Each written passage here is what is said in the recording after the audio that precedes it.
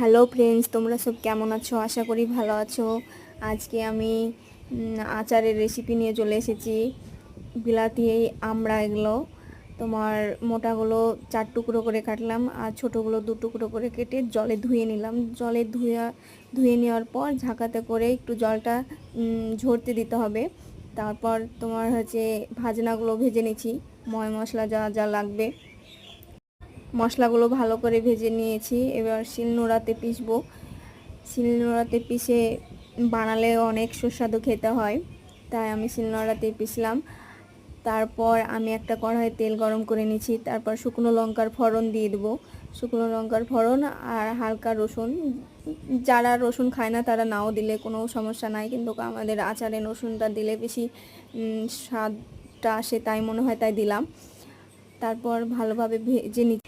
এবার একটু লবণ আর হালকা হলুদ দিয়ে ভালোভাবে নাড়বো। নেড়ে চেড়ে পর হালকা একটু সিদ্ধ হয়ে আসবে, তারপর চিনিগুলো ঢেলে দেবো। চিনিগুলো ঢেলে দিয়ে নাড়াচাড়া করে একটু ফ্লেভারটা আসবে।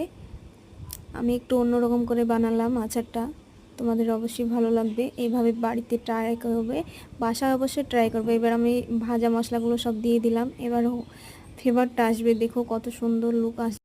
এবার ভাজা মশলাগুলো দিয়ে দিলাম। এবার ফ্লেভারটা দেখো, ওয়াও কত সুন্দর লুক এসেছে। ভিডিওটি ভালো লাগলে অবশ্যই শেয়ার করবে।